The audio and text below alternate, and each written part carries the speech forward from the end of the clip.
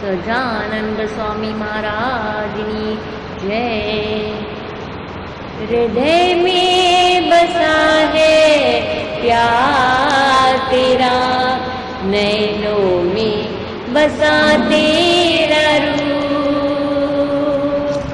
हे स्वामी तू हरने वाला, तेरा रूप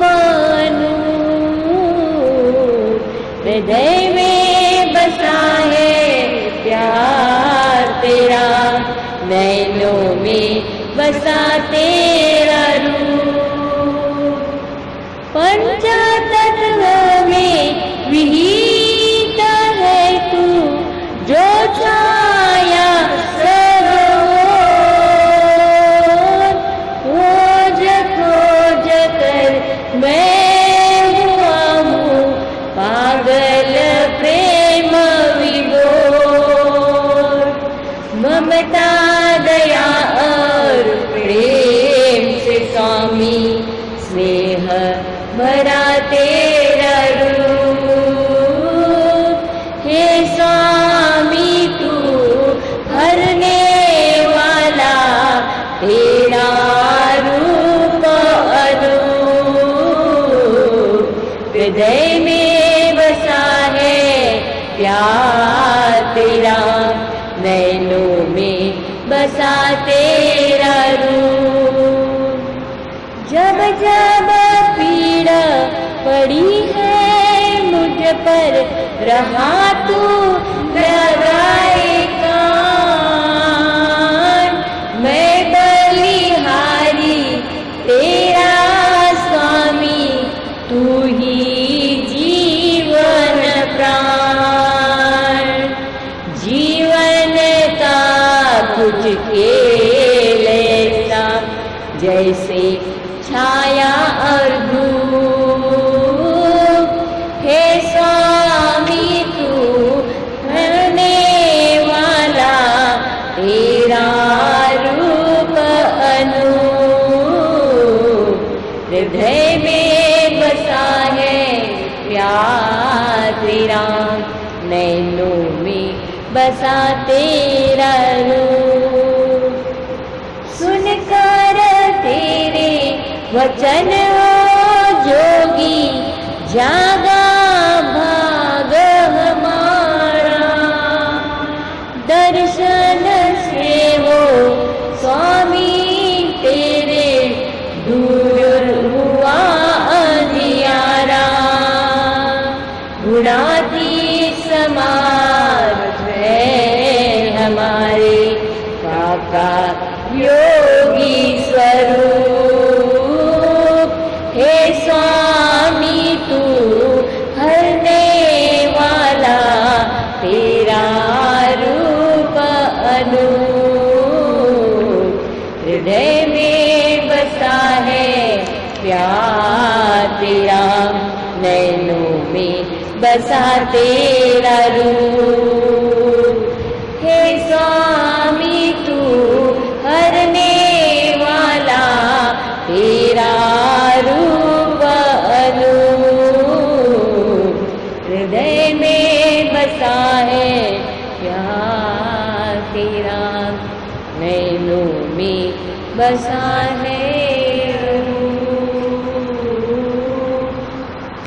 आज की जय जय जय, धाम धमी मुक्तो की जय जय जय, सर्वगुणातीत स्वरूपों की जय जय जय।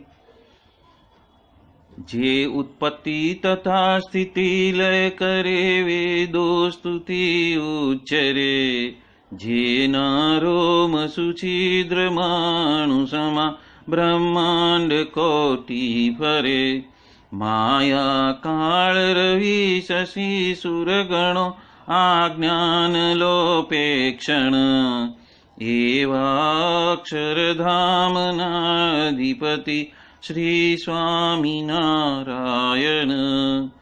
महाध्यानाभ्यासं विदत जस्त्रं भगवत, पवित्रे सम्प्राप्तं स्थितिमतिवरे कान्तिकवृषे, सदानन्दं सारं परमहरिवार्ताव्यसनिनं, गुणातीतानन्दं मुनिवरमहं नौमि सततम्।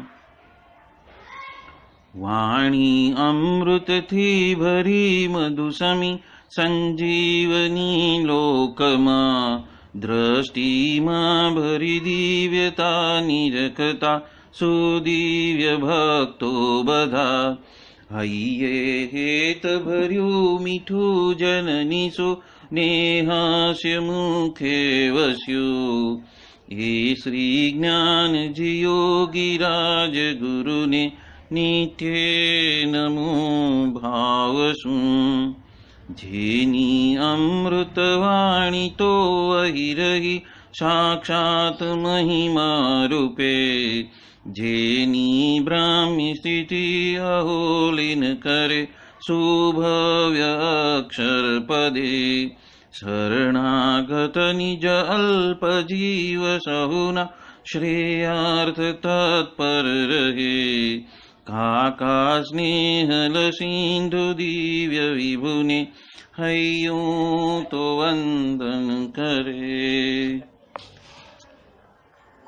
जेठे शांत प्रशांत सागर समा साधु गुणे जे शोभता, जेना दर्शन ने समागम थकी शांति सहु पामता।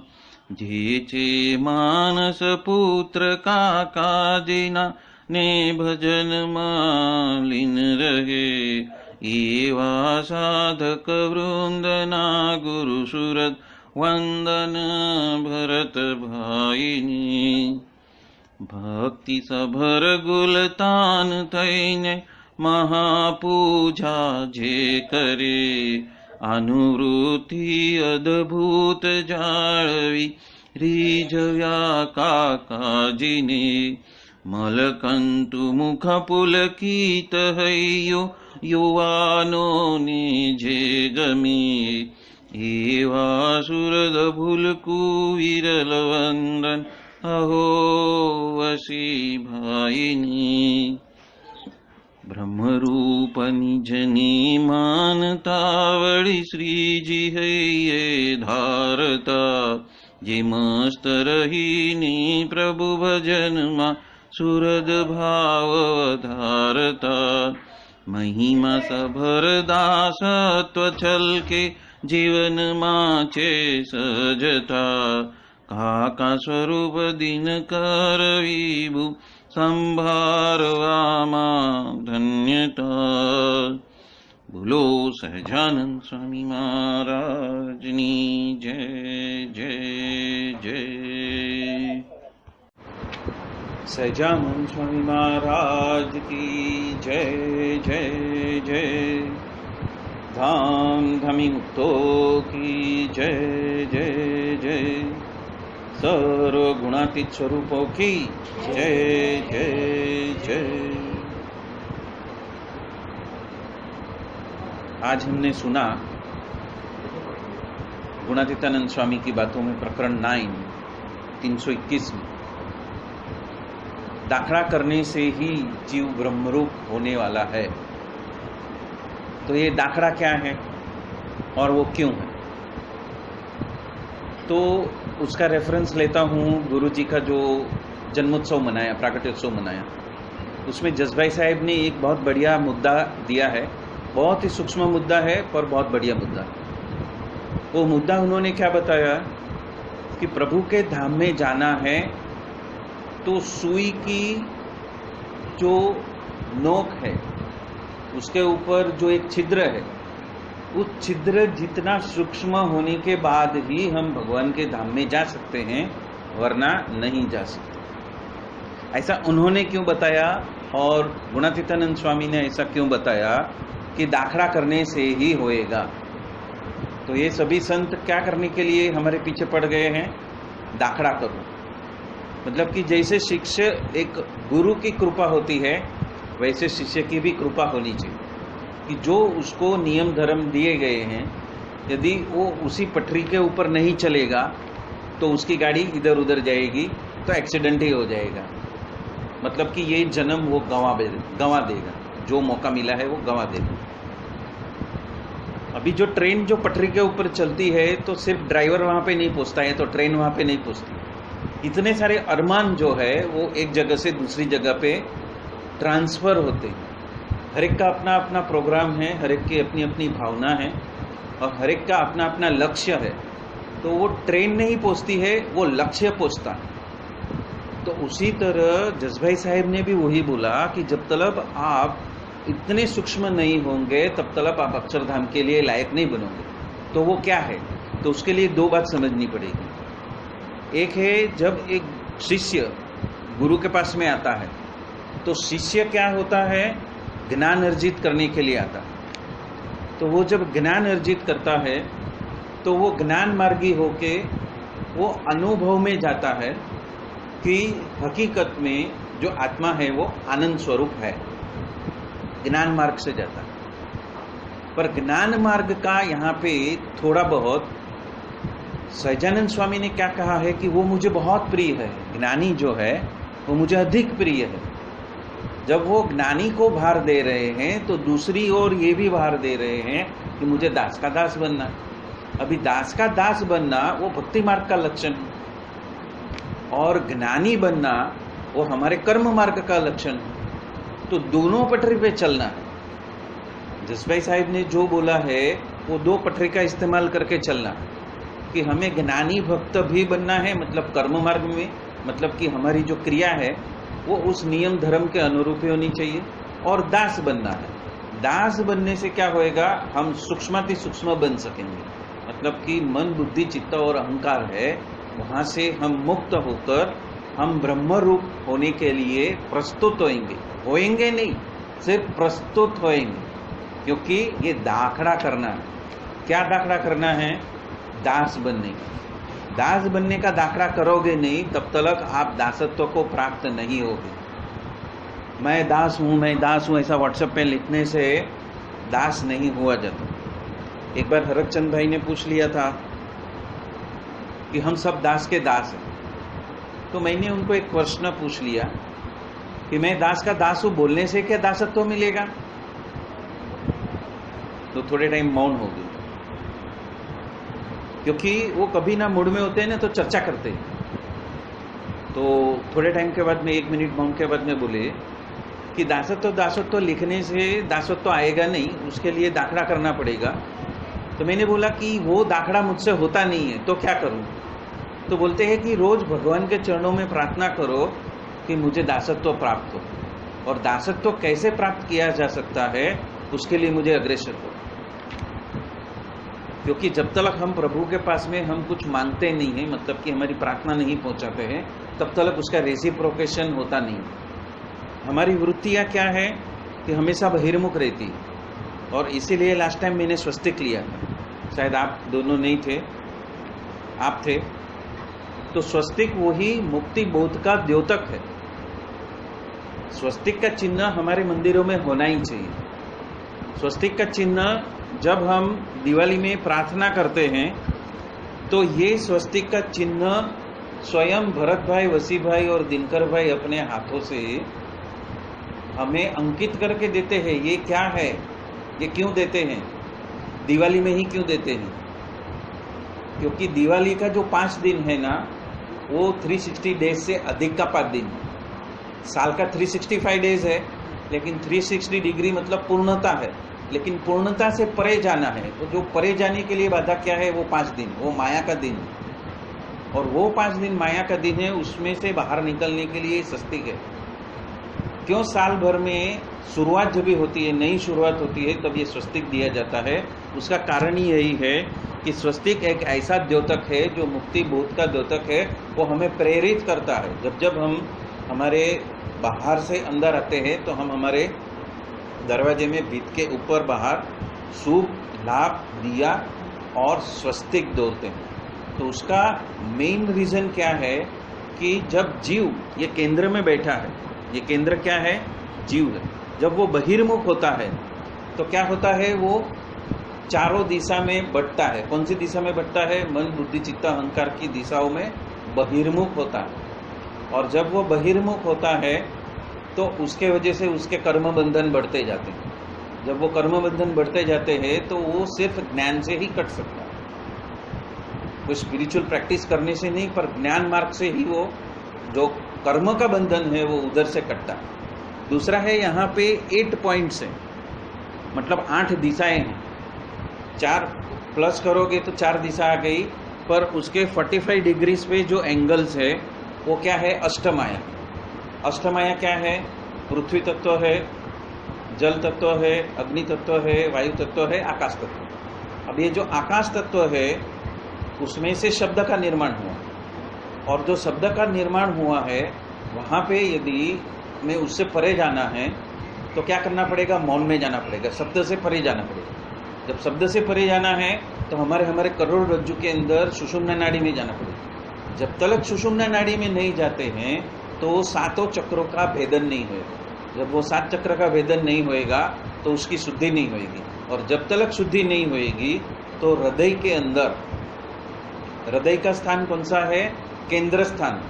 जैसे ये जो केंद्र स्थान है पूरा माया जगत है, पर माया जगत में ये केंद्र स्थान, तो ये केंद्र स्थान का मुख्य लक्ष्य क्या है कि हमें मायातीत होना।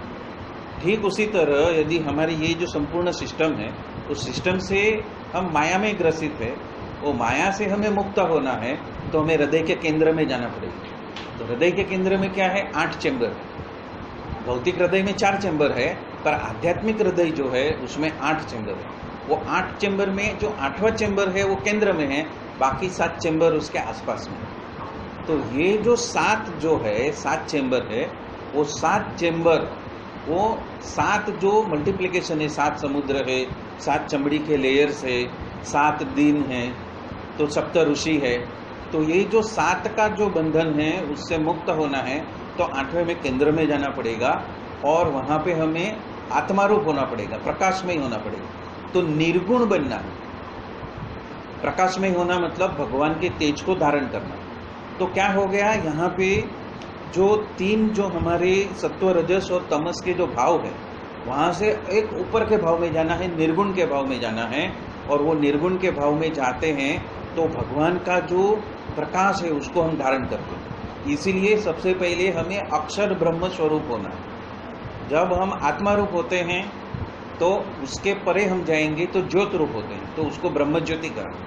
तो अक्षर ब्रह्म रूप होएंगे तो हम तेजोमय होएंगे, मतलब कि पहले हमें गुणातीतानंद स्वामी को हमारे अंदर आत्मसात करना पड़ेगा। और उसके धारक कौन है? ये संत। अक्षर ब्रह्म तत्व के जो ब्रह्म रूपत्व के धारण ये संत है, उसको वहां पे बैठाना पड़ेगा। वो केंद्र पे जब हम बिठाएंगे तो हमारी बहिर्मुखता है, वो बहिर्मुखता से हम अंतर्मुखी होएंगे। उसके बिना अंतर्मुखी होने का कोई रास्ता ही नहीं। मुक्ति का सोपान जो फर्स्ट सोपान है वो हृदय का 8वां चैम्बर है। वहां तलक जब तलक हमारी अंतर्मुखता नहीं होती है तब तलक वो चैम्बर साफ नहीं होएगा। जिस दिन वो चैम्बर साफ हो जाएगा उस दिन वो आईने के जैसा हो जाएगा। और वो जिस दिन आईने के जैसा हो जाएगा तो संपूर्ण मैक्रो स्वरूप, मतलब कि संपूर्ण ब्रह्मांड का जो स्वरूप है वो माइक्रो स्वरूप कहाँ पे है? ब्रह्म ज्योति में। वो ब्रह्मांड का माइक्रो स्वरूप है, चेतना स्वरूप है, अमाइक है। संपूर्ण ब्रह्मांड क्या है? हम माइक रूप में देखते हैं, पर जो सर्वव्यापक है, जो चिदाकाश है, वो चिदाकाश की एंट्री उस ब्रह्म ज्योति में से ही हो सकती है। और जब हम वो एंट्री उस जोन में एंटर करेंगे तो हमें सबसे पहला जो प्रैक्टिस करनी है, दाखड़ा करना है, जो बोला ना, तो उसके लिए मौन में जाना है। तो मौन में जाना है, इसीलिए भरत भाई ने वो अपने इगतपुरी के अंदर जो गोयंका जी का आश्रम है वहाँ पे 10 दिन की शिविर की, मौन में जाने के लिए, कि हम मन के वश में नहीं होएंगे और मन हमारे वश में होएगा। तो उसका जो पूरा दाखड़ा है वो कहाँ पे होएगा? वहाँ पे जहाँ पे हम शब्द से परे जा रहे हैं। हमारा स्वभाव, मूल स्वभाव क्या है? हम जन्म जन्मांतर से हमें जो भी भाषा मिली है, पशु की, पक्षी की, जो भी भाषा मिली है, हम कम्युनिकेशन करते ही आए हैं, लेकिन कभी हमने उस आकाश तत्व से कट होने की कोशिश नहीं की। जब हम कट होने की कोशिश ही नहीं करते हैं तो हमारा दाखड़ा सफल नहीं होएगा। हम कितना भी मान ले कि मैं भजन करता हूँ, मैं भक्ति करता हूँ, पर वो सब शब्द रूप है। जो हम भक्ति अदा करते हैं वो सब शब्द रूप है, वो स्वीकारा जाता है, उससे हमारा पुण्य बढ़ता है। लेकिन जो मूल काम हो करना है, जो केंद्र में जाना है, स्वस्तिक के केंद्र में जाना है, वहां पे नहीं जा सकते। जिस तरह मन बुद्धि चित्त अहंकार हमारे लिए एक बंधन है, उसी तरह ये जो अष्ट माया है वो भी हमारे लिए बंधन है। तो 8:4 ये जो लक्ष्य है हमारा, बहिर्मुखता का जो लक्ष्य है कि हम देह में ही फंसे हैं, तो देह में से देहातीत हुए नहीं है। तो देहातीत होने में भी 9 देह से परे होना है। हम देहातीत तो हुए हैं, पर स्थूल भाव में देहातीत हुए हैं। अब इस सूक्ष्मता में और 9 लेयर से और 8 लेयर बाकी है। वो लेयर को कौन पास करेगा? क्योंकि 9 देह है, तो वो 9 देह कौन से हैं? तो कि एक है अन्नमय देह, बराबर है। तो अन्नमय देह से परे जाने के लिए हम क्या करते हैं? एकादशी का उपास करते हैं कि अन्न से परे जाओ।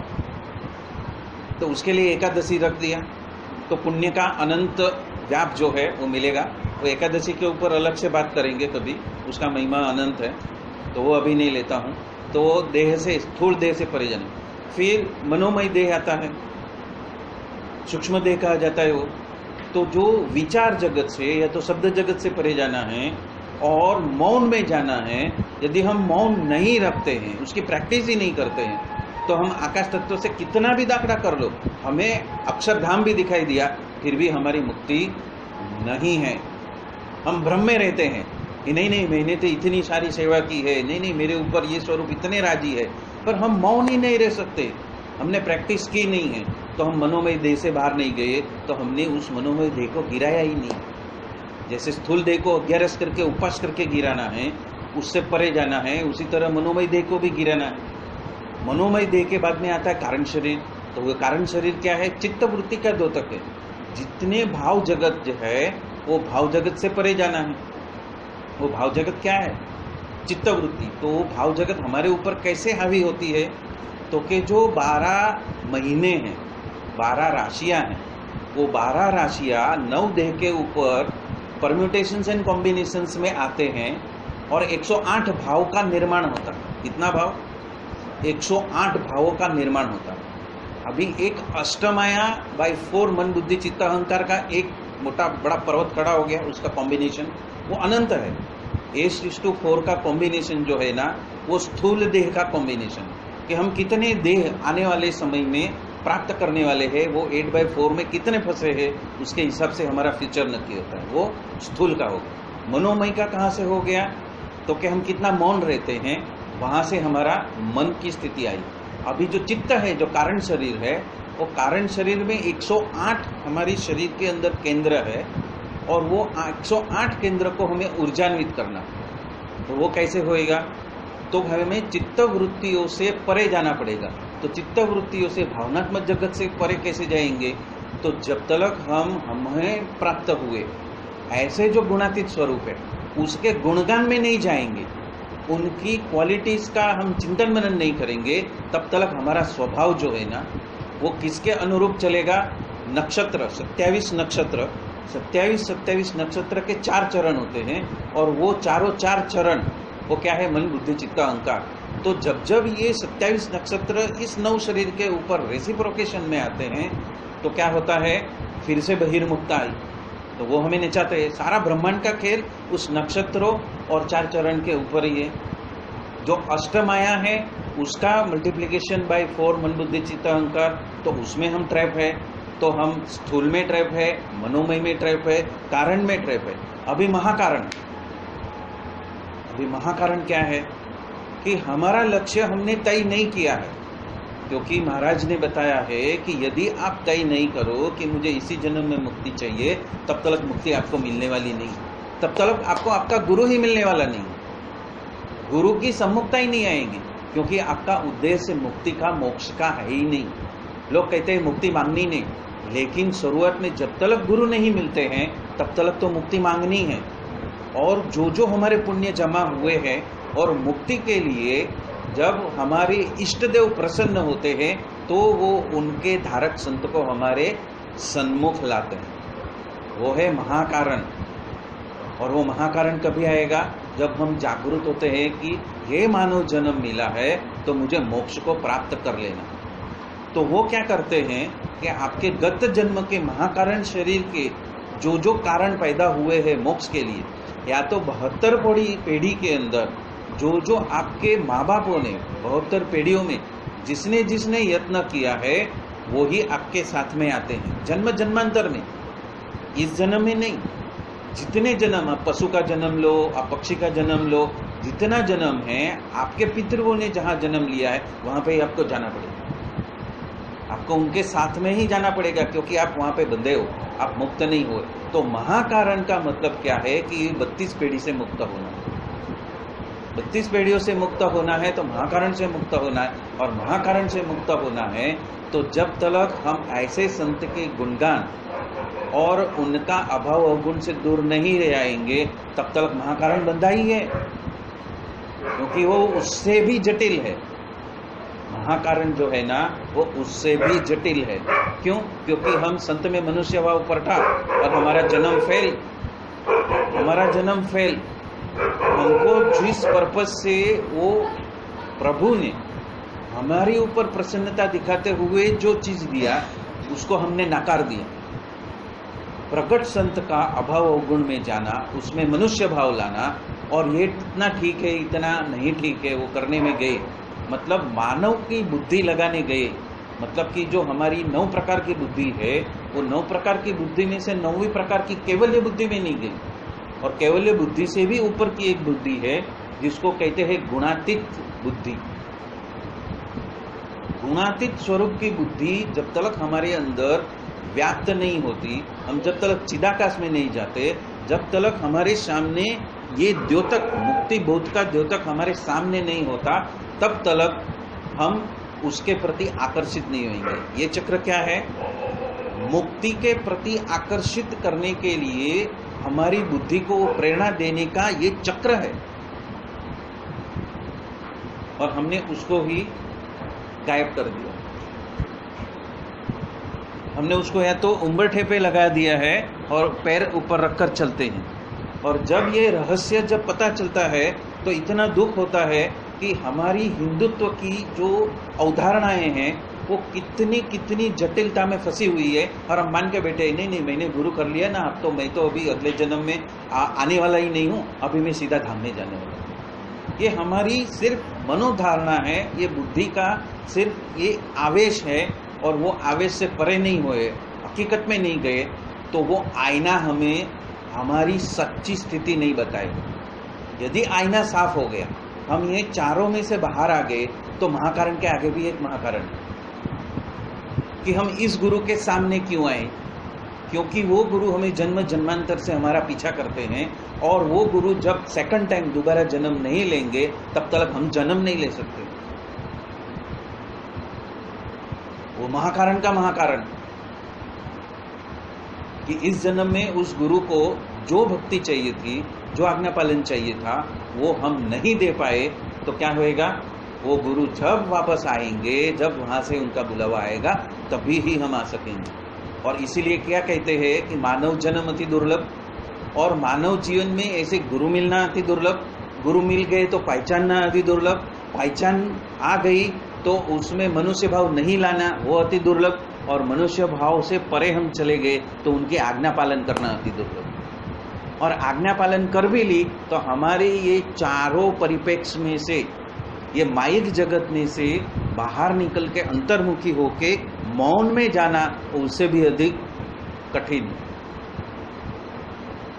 महाराज ने कुछ आज्ञा दी, उसको समझना भी बहुत कठिन है। महाराज ने ऐसा क्यों बोला, मैं 4 साल बाद आऊंगा। व्हाट्सएप में लिखते हैं मैं अगली होली में आने वाला हूँ, और हमें क्या बोलते हैं, मैं 4 साल बाद आऊंगा। ऐसा क्यों बोल के गए? ये जो गहन वाणी है ना, ये गहन वाणी, तो उन्होंने सभा में अंदर हमें जो आज्ञा दी है उसका यदि हमने पालन किया तो हमारे महाकारण शरीर के अंदर का जितना रोग है, जितना मलबा है, वो जब निकल जाएगा तो आपने 4 साल का जो आपका प्रारब्ध था वो मिटा दिया, और तुरंत वो उसी दिन उनकी होली हो जाएगी। या तो आप उनके सम्मुख होंगे या तो वो आपके सम्मुख होंगे। तो वो होली स्थूल वाली होली नहीं है, हम उसके रंग से रंग जाने के लिए तैयार है, वही हमारी होली है। हम वेट करते हैं, हाँ वो मार्च कैलेंडर में ये तारीख को होली आती, वो तारीख को होली नहीं है। जब हम माइक में से बाहर निकल के केंद्र में जाकर हम गुणातीत भावना में प्रस्तुत होने के लिए, स्थिर होने के लिए हमने वो 4 साल आज्ञा का पालन करके मिटा दिया, उसी दिन हमारी होली है कि हम अब गुणातीत भाव के रंग से रंग जाते हैं। तो जसभाई साहब ने क्यों बोला अति सूक्ष्म होते ही वो सुई की नोक के ऊपर का छिद्र में से पास होकर ही हम वहां पे धाम में जा सकते हैं। उसका मूल पर्पज ही यही है कि मेरा जन्मदिन आने वाला है, सब लोग होली मनाने वाले हो, लेकिन आज्ञा का पालन कितने लोग करने वाले हो? ये सत्संग पूरा सुना, पूरा गुणातीत संतों का पूरा मेड़ावड़ा हो गया, जमावड़ा हो गया। उसमें से आपने क्या सीखा, आप यहाँ से क्या लेके जाने वाले हैं, और वो लेके जाकर जब आज्ञा पालन में आप आगे बढ़ोगे, उसमें प्रवृत्त होगे, आप दाखड़ा करोगे, तब वो होली आपके अंदर प्रकट होएगी। वो होली क्या करेगी, महाकारण का जो महाकारण है ना, उसको भस्म करके अभी अगले जन्म में गुरु के सम्मुख आने की जरूरत ही खत्म होगी। वो है होली जहाँ पे असत्य भस्म हो गया। असत्य क्या है? ये माया जगत। वो माया जगत से हम परे हो गए, हम ये भाव जगत से परे हो गए, हम चित्तवृत्तियों से परे हो गए, तो क्या होएगा, हम ये 27 नक्षत्र के इफेक्ट्स और इंटू 4 जो भाव जगत इंटू 3 जो सत्व रजस तमस, और ऊपर से जो अक्षर रूप हुए हैं वो अक्षर भाव से भी परे जाना है, मुक्त अक्षर के भाव में जाना है। तो वो हम उस 5वें आयाम में नहीं जाते हैं, तब तक महाकारण का महाकारण टलता नहीं है, तब तक गुरु को हमारा पीछा करना पड़ता है। और इसीलिए जो 2 भाई थे सहजानंद स्वामी के, जो ईश्वर चरण स्वामी, मतलब ईश्वरानंद, और एक रामदेव, हाँ, तो वो दोनों को क्या बन के आना पड़ा? भगत जी महाराज बन के आना पड़ा। तो वही भगत जी महाराज और उनकी कृष्ण जी अदा की जोड़ी क्या बन के आई? काका जी और पप्पा जी बन के आई। और वही काका जी पप्पा जी जोड़ी को फिर से आना पड़ेगा, क्योंकि अभी महाकारण का महाकारण टालने के लिए ही हम प्रस्तुत नहीं हैं। तो जब तक दासत्व आएगा नहीं, जब तक हम मौन में जाएंगे नहीं, जब तक इस सिंबल को हर रोज हम देखेंगे नहीं। क्यों मैं 4 डायरी बेचता हूँ, तो चारों डायरी में एक डायरी में ये चीज़ लेके आता हूँ और उसमें ही मेरा पूरा लेखन होता है, क्योंकि ये ही हमारा लक्ष्य है। ये लक्ष्य का द्योतक है, ये आशीर्वाद है, ये उन्होंने साइन किया है, ये सिग्नेचर है उनकी। यदि यही नहीं देखता हूं तो मैं कितनी भी उनके रूप को, आकार को देख लिया तो उसका कुछ मतलब नहीं है। जैसे 6 साल का था और हमारे क्या बोलते हैं वैष्णव संप्रदाय में काकरोली के जो महाराज थे, उन्होंने दीक्षा दी व्रतभूषण लाल जी महाराज ने। और वो व्रतभूषण लाल जी महाराज ने जो दीक्षा दी, तो तीसरे दिन मैं अपने शरीर से निकल के 15 फीट ऊपर पहुंच गया और वहां से मुझे कृष्ण, बाल कृष्ण की मूर्ति दिखाई दी। और वो मूर्ति मुझे क्या बता रही है कि ये जो रूप देख रहे हो वो मैं कृष्ण नहीं हूं, वो कृष्ण मैं नहीं हूं। जो नाम और शब्द जो कृष्ण आप सुन रहे हो वो कृष्ण मैं नहीं हूं। तो फिर मैं क्या हूं? तो के कण कण में व्याप्त जो तेज स्वरूप है, जो निर्गुण स्वरूप है, जो भगवान का तेज के अंदर जो आप निवास करते हो, वो निर्गुण भाव जो है वो मैं हूं।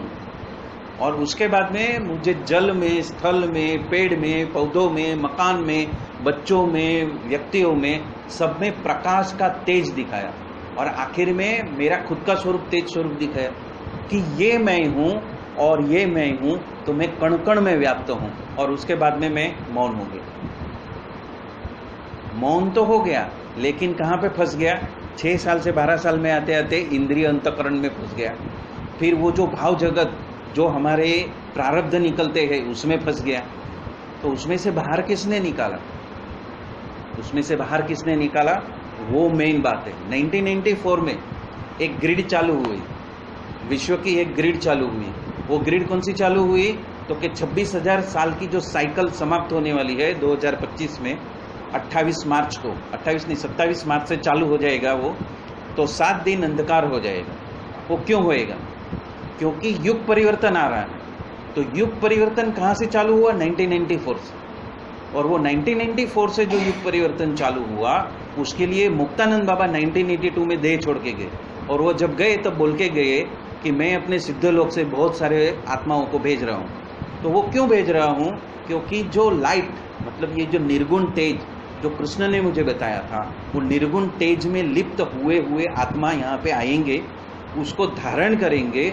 और ये पृथ्वी का 2025 के अंदर जो 3rd डायमेंशन से 5th डायमेंशन में ट्रांसफॉर्म होने वाला है, वो आत्माएं उसको, उस डिवाइन लाइट को धरती में कोर तलक पहुंचाएंगे। उस धरती में कोर तलक पहुंचाने के लिए वो आत्मा जो 1982 से भेजा गया है, उसमें वृद्धि हुई ईयर 2000 में। 2000 में क्या है? 000, 3 शून्य, एक मैं शून्य, एक मेरे गुरु शून्य और एक प्रभु शून्य। तो ये जो खाली हो चुके हैं, वो आत्मा आके उस डिवाइन लाइट को अपने अंदर धारण करते हैं और उसको फैलाते हैं। वो जहाँ जाते हैं वहाँ पे फैलाते हैं। क्यों भरत भाई, वसी भाई, दिनकर भाई ने अपने शिष्यों को पूरी पृथ्वी के ऊपर फैलाया? क्यों अपने पास में पवई में नहीं रखा?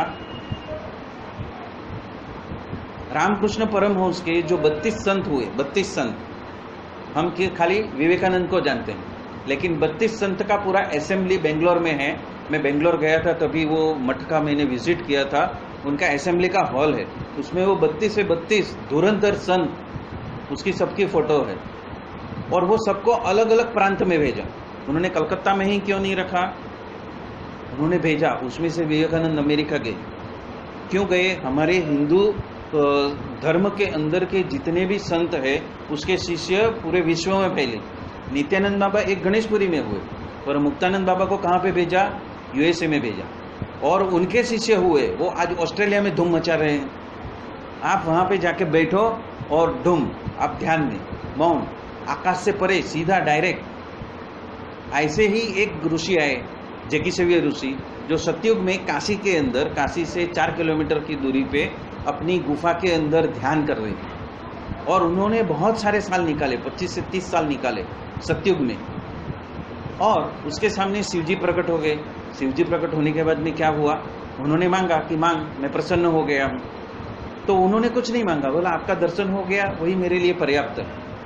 तो उन्होंने सामने से वरदान दिया कि जब कलयुग आएगा तो कलयुग के अंदर तू एक ऋषि मुनि बन के आएगा और ऋषि बन के तुम साउथ में जाएगा और ऐसे शिवलिंग का निर्माण करेगा कि जिसके दर्शन मात्र से सभी चक्र एक्टिवेट हो जाएंगे, 108 चक्र एक्टिवेट हो जाएंगे और करोड़रज्जु के 7 चक्र तो उधर बैठते ही हो जाएंगे, सब एक्टिवेट हो जाएंगे। तो जो 12 ज्योतिर्लिंग है वहां पे क्या है, एक एक चक्र एक्टिवेट होता है।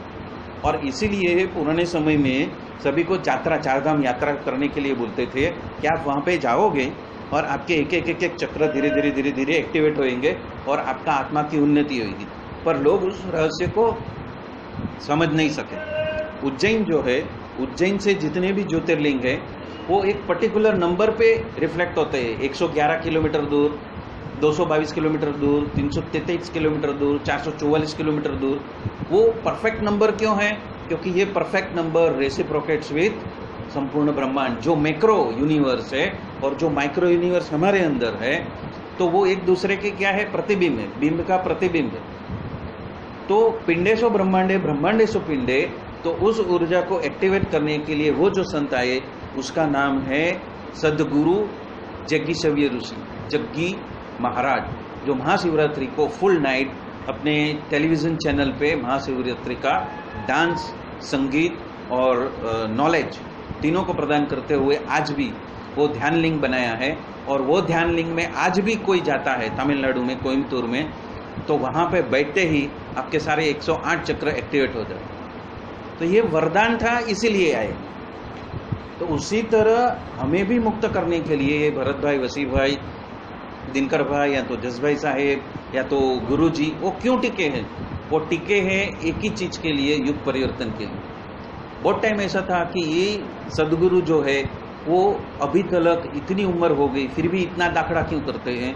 क्योंकि उनको वो जो निर्गुणता की जो लाइट है, जो मौन का जो प्रकाश है, या तो अक्षर ब्रह्म रूपत्व की जो ज्योति है उसको धारण करते हो जाए तो ज्यादा से ज्यादा घट चैतन्य मंदिर तैयार हो गए। योगी जी महाराज का संकल्प क्या था कि चैतन्य मंदिर बनाना है, स्थूल मंदिर बने ना बने, मैं चैतन्य मंदिर बनाना है। तो वो चैतन्य मंदिर बनाना मतलब क्या कि इस युग परिवर्तन के लिए जितनी भी एनर्जी इस शुद्धता को ग्रहण करने वाले, धुन भजन और धर्म नियम का पालन करते हुए जो गुणातीत भाव में एंटर कर जाएंगे। गुणातीत शिव के पास में नहीं है, ऐसा नहीं है, उधर भी गुणातीत है, पर उनके ऊपर कृपा नहीं हुई। लेकिन हमारे ऊपर कृपा हुई तो हम क्या करते हैं, उसको हल्के फुल्के में लेते हैं। आज जो मूल प्रकृति पुरुष के पास में जितने भी आत्मा बैठे हैं सब गुणातीत है, लेकिन उनको वो सहजानंद स्वामी का दर्शन नहीं मिला है, वो है उसका पता नहीं चला है। और ऐसे भूमंडल, जिस पृथ्वी के ऊपर ऐसे गुणातीत संत आए हैं, वहां पे जन्म लेने की उनको पावर नहीं मिली है, कृपा नहीं मिली। तो वहां पे होते हुए भी, गुणातीत होते हुए भी, शिव रूप होते हुए भी वो उधर ही है। कितने लोग ऐसे नित्यानंद और साईं के पास में गए हैं, वो अर्धमाइक जगत में लॉक है। संपूर्ण माइक जगत का जो उल्टा वृक्ष है उसमें सेंट्रल जो उसका जो थर्ड है, उसके केंद्र में जो गणेश महागणाधिपति है वहां पे है। तो वो माया जगत से परे हो गए पर संपूर्ण सत्य में स्थापित नहीं हुए। तो उनको भी पता नहीं है कि यहाँ पे जो सहजानंद है वो यहाँ पे पृथ्वी पे आए हैं और उनसे भी आगे जाना है। वो गणेशपुरी के जो नित्यानंद भगवान है, या तो शिरडी के साईं है, या तो अक्कलकोटी स्वामी समर्थ है, या तो दत्त के जितने भी अवतार है, या तो ज्ञानेश्वर महाराज है, या तो गजानन महाराज है, ये सब जो शिव के भक्त होके जो सिद्धलोक में पहुंचे, सिद्धलोक मतलब गणपति का लोक, तो वहां से वो तो गेटकीपर है। माइक और अमाइक जगत के बीच में का जो गेट है उसके कीपर है वो। जो एलिजिबल नहीं है वो उसके पार नहीं जा सकते। तो अपने अक्षरधाम में भी सिद्ध माहौल है, अपने अक्षरधाम में भी नाद माहौल है, अपने अक्षरधाम में भी स्वर माहौल है, अपने अक्षरधाम में भी अपने अलग अलग अक्षर माहौल के जैसे और कितने सारे माहौल है। उसमें से ये सिद्ध जगत बना है।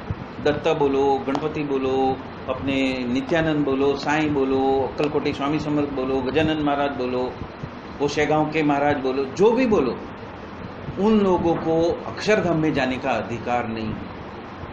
वो अधिकार हमें प्राप्त हुआ है और हम ये स्वस्तिक को, वो जो मुक्ति बोध का द्योतक है, उसका एक बार भी दर्शन नहीं करते। यहाँ पे क्या बनाया है, श्री श्री श्री लिख के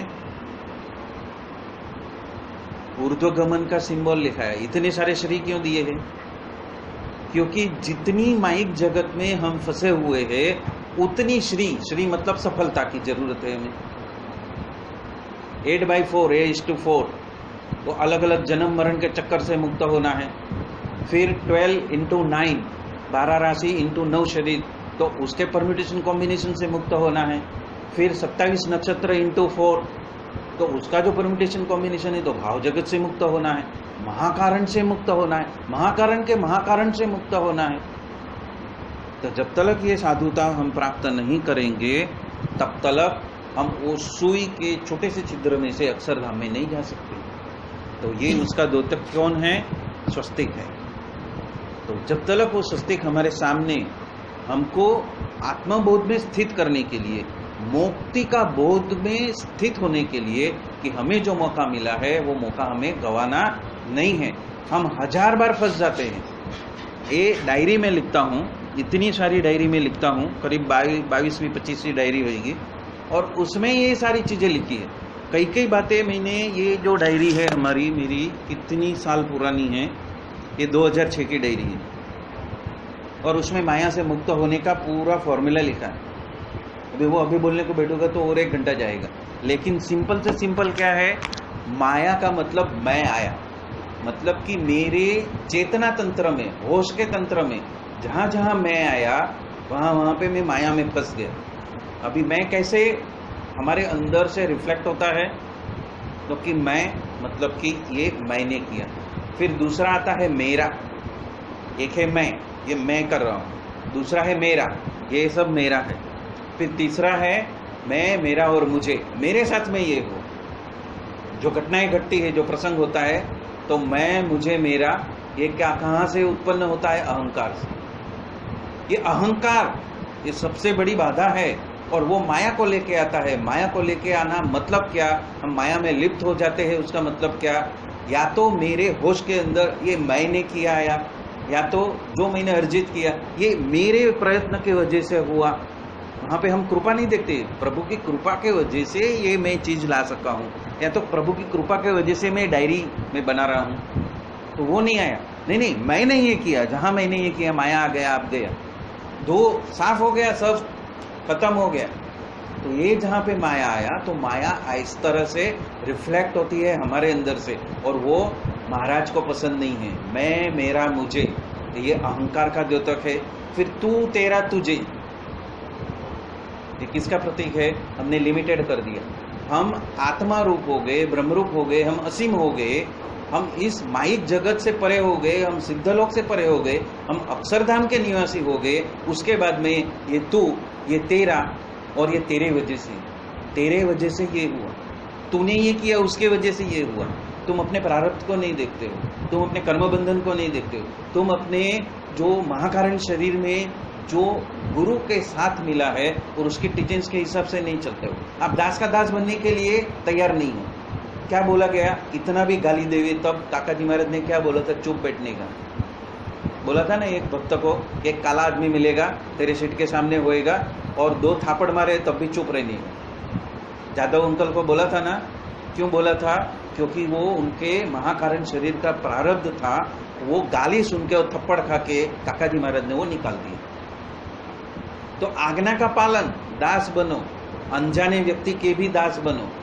उसके दोष देखने के बजाय खुद के दोष को देखो कि जिसके वजह से आप और 4 जन्म लेने वाले थे, वो 4 जन्म एक थप्पड़ में निकाल दिए।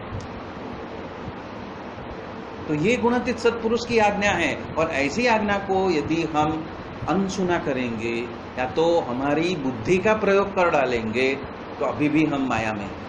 तो एक है मैं, मेरा, मुझे, तू, तेरा, तुझे, ये नोशन, ये होश, ये ऐसी होश की जागृति हमारे अंदर उत्पन्न हो गई, तो हम माया में हैं, अभी भी माया में हैं। और उसके ऊपर यह, वह और उसे, सब लोग, यह मतलब यहाँ पे मेरे आसपास में जो घटनाएं घटती है वह, मतलब कि वहाँ पे जो घटनाएं घटती है सब वो, और उनका मतलब कि समझो किसान लोगों ने आंदोलन किया और उसमें मोदी ने क्या किया, तो उसे वो सब जो क्यूमुलेटिव कर्मास है, जिस तरह से हमारे इंडिविजुअल कर्मा है उसी तरह कौटुंबिक कर्मा है, जो मैंने कारण शरीर और महाकारण शरीर में बताया। पितृलोक का जो हमारा जन्म मरण का जो चक्कर चला है, तो महाराज क्या कहते हैं कि तू मेरी शरण में आया तो अभी 72 पीढ़ियों को तारने का कार्य मेरा है। और हम क्या करते हैं, मेरे पिताजी ने वो किया था, मेरे पिताजी ने वो बोला था, मेरे पिताजी ने ये मूर्ति को धारण किया था, मेरे पिताजी ने ये सिखाया। अरे भाई निकालना सब बाहर, निकालने का नहीं है, नहीं, हमारे परंपरा में ये चलता है, हमारी ये देवी देवता है, हमारी कुल देवी ये है, कुल देवी की जय जयकार करनी है, यहाँ का समय छोड़ के कुल देवी के मंदिर में जाकर मन्नत माननी है। क्या हो गया, ये महाकारण है। मेरी कुल की परंपरा सब छोड़ना है, जब तक नहीं छोड़ पाओगे तब तक ये धर्म, कुल, जाति, नाती, जात पात, ये सब जो है ना वो महाकारण शरीर का है, वो सबसे परे जाना है। तो वो जब तक हम परे जाने के लिए हम उपस्थित ही नहीं है, हमारा अभिगम जो है ना वो अभिगम इतना सूक्ष्म में लेके जाना है कि क्यों उन्होंने बोला था कि हमें इगतपुरी में जाके वो गोयंका जी का वो 10 दिन का कोर्स हमने किया, क्यों भरत भाई ने किया? वो तो नाद सृष्टि से आए हुए हैं, उनको क्या जरूरत था? लेकिन उन्होंने निमित्त बनाया और उनके वजह से इतने सारे आत्मा फिर उधर गए कि जिसके वजह से वो मन से परे होने के लिए उनको एक धारणा मिल गई, एक टूल मिल गया, वो टूल का इस्तेमाल किया। तो ऐसे टूल का इस्तेमाल हम भी सीखेंगे, जैसे जैसे समय आएगा वैसे वैसे हम भी उस मेडिटेशन की ओर जाएंगे। और ये मेडिटेशन का मतलब ही क्या है कि मी एडिट सेशन, मी मतलब मैं मतलब मैं आया, मतलब माया आया। इस माया को तोड़ने के लिए जो मौन में जाना है वही मेडिटेशन का ये पहला स्टेज है। मैं अभी बैठ के आपको सुषुम्ना में कैसे जाने का वो बताऊं तो आप लोग बोर हो जाएंगे, उसकी इंपॉर्टेंस पता नहीं चलेगा। लेकिन स्वस्तिक जो मुक्ति बोध का द्योतक है, तो वो हृदय के केंद्र में गए बगैर आप कितना भी मेडिटेशन कर लो उसका कोई फल मिलने वाला नहीं। क्यों लोग 25-25 साल तक मेडिटेशन करते हैं, बोलते हैं अभी तक मेरे को समाधि नहीं हुई, मुझे आनंद प्रतीति नहीं हुआ। क्यों? क्योंकि उनको जो रहस्य है वो रहस्य पता नहीं है, या तो उनको जो गुरु मिला है वो गुरु ने ये नहीं बोला कि एंटर इनटू योर हार्ट, अपने हृदय में जब तक आप प्रवेश नहीं करोगे, बहिर्मुख वृत्तियों में से अंतर्मुखी वृत्तियों में जाकर आप सहस्त्रार पे नहीं पहुंचोगे, तब तक आपकी मुक्ति नहीं है। आप हृदय में गई नहीं तो सहस्त्रार में कैसे पहुंचोगे? आप भरत भाई के पास में गए, आपको आनंद का अनुभव हो गया, आपको ब्रह्म ज्योति का जो एक गुण है उसका अनुभव हो गया, आप समझते हैं मैं मुक्त हो गया। अरे भाई वो तो उनका क्वालिटी है। आप लोहे हो, चुंबक के पास में गए तो आपके अंदर चुंबकत्व उभर रहा है और आपके पास में और कोई लोग आ रहे हैं, आप क्या समझते हैं? ओह मैं भरत भाई जैसा हो गया। अरे ये चुंबक का प्रभाव है जो भरत भाई के वजह से हो रहा है, तुम्हारे वजह से नहीं हो रहा। तुम उतने शुद्ध नहीं हुए जितने भरत भाई है।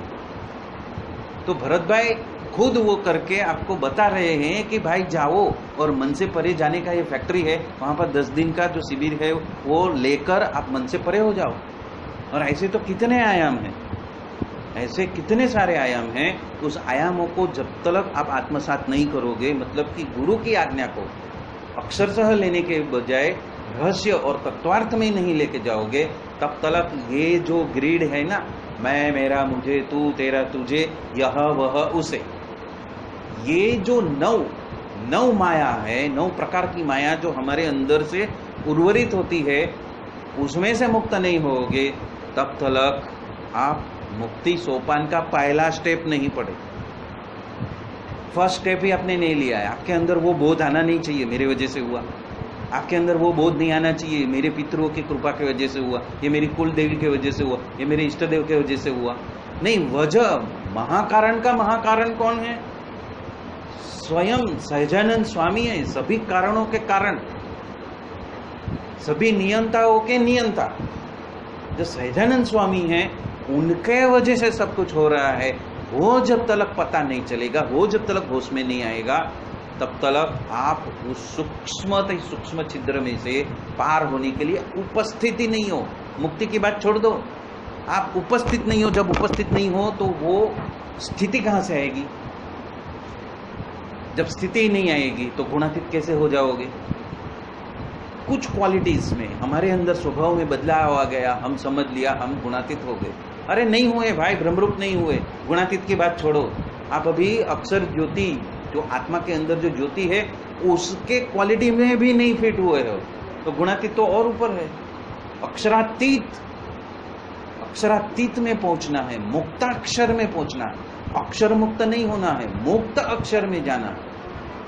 एज गुड एज गुणातीत होना है, तो ही आप अक्षरधाम में टिक सकते हो। लेके भी गए तो वापस नीचे, लेके भी गए ना तो भी वापस नीचे, क्योंकि अक्षरशः आप गुणातीत की क्वालिटीज को अपने अंदर, अपने स्वभाव में परिवर्तित नहीं किए हैं, आप दासत्व में आगे नहीं बढ़े हैं, तब तक वो होने वाला नहीं।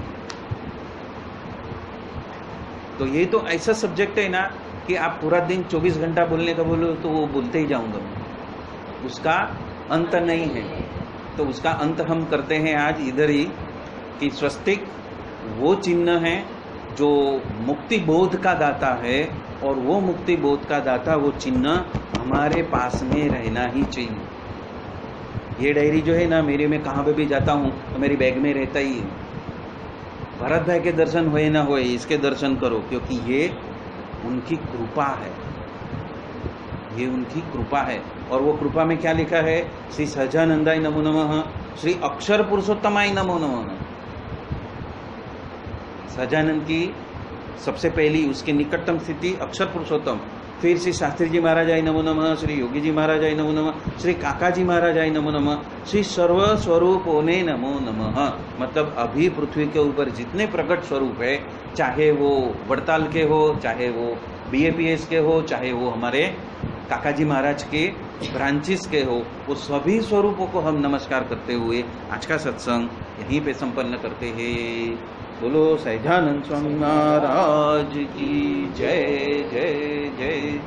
धाम धमी मुक्तो की जय जय जय। आप सभी को जय स्वामी नारायण। जय स्वामी। ये दृष्टांत सब अपनी बॉडी पे लेंगे तो तुरंत रिजल्ट आता। कोई भी सुना स्वामी